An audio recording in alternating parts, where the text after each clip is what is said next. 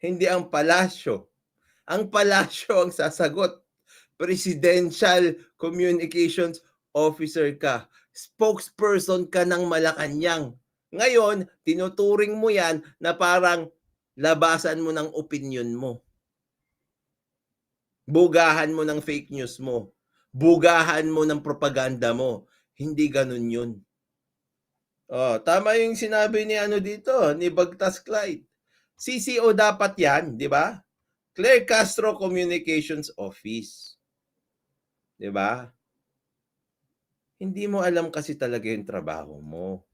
Tapos ngayon, nagdadrama-drama ka na kunwari, anong gusto nila? Hindi ko sagutin. Hindi ka naman talaga dapat sumasagot. Di ba?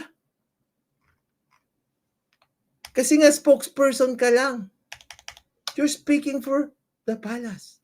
Ang sasagot, yung palasyo, tapos ikaw, i-relay mo lang. That's how it works. Ganun dapat yun.